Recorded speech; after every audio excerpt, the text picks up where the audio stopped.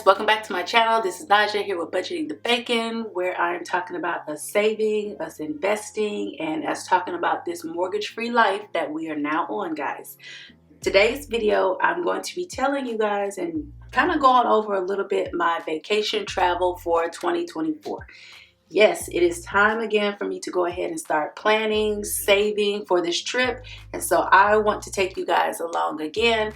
If you were here and you've been a long time Bacon Bit Squad member, then you know that for this year's travel, which would happen in July, I paid for my travel mainly with websites, apps, research studies that I've done. Basically, I tried to do as much as I could beforehand as far as saving from August of 2022 up until June, July of 2023, so that I had to pay as less out of pocket as possible. If you have not checked out that video where I did like a recap of how much it actually cost me, how much things actually cost me, where I went, how much I actually was able to save, and then how much I came out of pocket, I will link that video in the description box so that you can see that, and as well as it will be a pinned comment.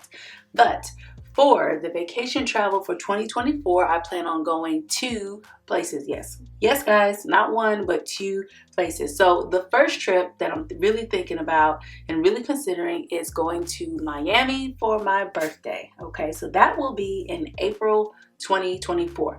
Now that trip won't be as long. It'll probably be like 3 to 4 days, so like over a long weekend. I thought about it this year, but I was like, no, I'm not gonna do that. I'm just gonna have my one vacation that I normally do. I have never been to Miami before. I have been to Florida, but I have not been to Miami, so this will be a first for me. So I'm trying to gather some information and all of that. If you've been to Miami and you vacation there, drop in the comments some places where I should go, some sites that I should see, maybe some places that I should stay, some places that I should stay away from, all of those things so that your girl can know and she can plan. The next place that I'm going to go is, you guessed it, to the New England area. I always try to go up there now for the last 2 years because it's a lot cooler than here in Texas. It's like literally burning up here during the summertime, and I don't get all of that while I'm up there. So this past year I went to Massachusetts, drove through Connecticut, and I also went to New York, which was actually really cool. So I normally do a longer trip for that one. Normally it's from 7 to 9 days. And I prepare all of this well in advance. Everybody knows in my household so that nobody's caught off guard. I make all arrangements for my kids and everything so that they are taken care of and cared for if they need to go somewhere or whatever the case may be. Actually, this year, my son was gone to Arizona, my oldest one, while I was in Massachusetts. So the only thing I had to arrange was for my youngest one, KD. Now, let's go ahead and get to the budget part of it and see exactly where we are at. So the goal amount that I have is $2,500 for both of the trips. We have airline tickets. I'm going to be flying Delta. I have 55,000 miles left with Delta for their Sky Miles, so I will be purchasing my ticket with the Sky Miles and not have to pay anything out of pocket. I'm also considering tsaprecheck. I don't have that. My credit card doesn't have where I can get the cashback, or not the cashback, but where I can get it for free with my particular credit card, the American Express Gold card for Sky Miles for Delta. So I will be paying for that out of pocket, and I will budget for that. Although I haven't really had any issues or anything like that as far as getting through security. I just think that it'd just be a little bit better with the TSA pre-check, especially as more people are traveling now. For transportation, I have Uber. I always get an Uber from the airport to relatives' house. Rental car, I will definitely have to save up for that. Gasoline, as well as any tolls, because whenever I go to the New England area, there's always tolls there. Lodging, I have Airbnb. That is my preferred place of choice. That's my preferred place for lodging. I have not had any issues whatsoever. Normally I stay at the same place as far as the Airbnb. Great host, wonderful host, as a matter of fact. So she will always get my coins as far as me staying somewhere with her. After my last bad experience with hotels, I just can't do it. So for activities, I have movies, festivals, tours, admission. And then for food and drink, I have groceries, fast food, casual dining, snacks and drinks. Then for miscellaneous, I have shopping, souvenirs, and tips.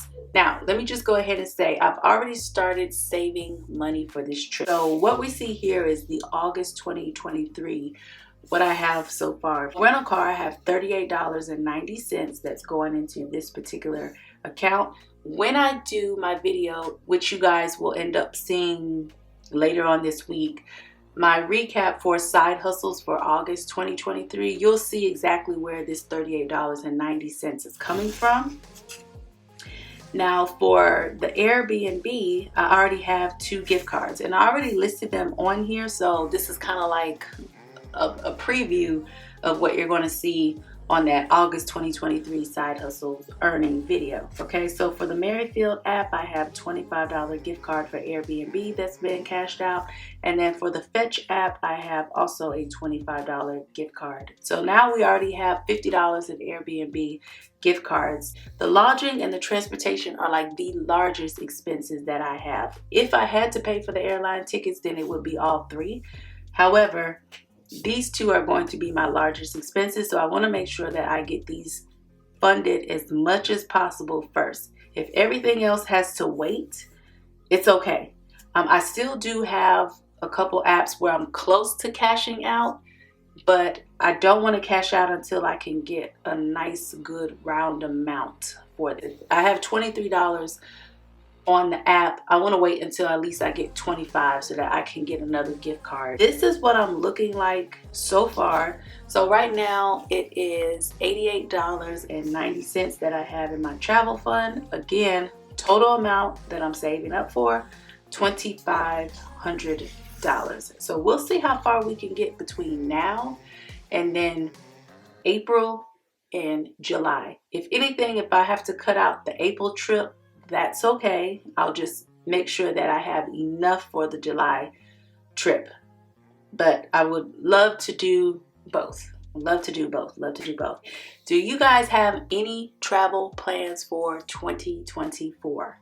Any travel plans? It could be with the family, it could be by yourself, it could be with the girlfriends, it could be with the hubby, the partner, the boyfriend, whoever. Let me know down below what your plans are if you plan on traveling at all. I use these vacations as my self-care, and so it helps me to recharge and to be my best self when I come back home. So that's why I absolutely love it. I know some people, they don't travel by themselves. They're like, afraid to do so or don't want to do so, and that is totally okay. But I think I'm so used to like traveling by myself ever since I was younger and going to different states and going to different places that I guess it just doesn't even really like faze me. But I will say, obviously, if you do travel by yourself, please, please, please be safe, be aware of your surroundings, and make sure that you know and you have mapped out your destination.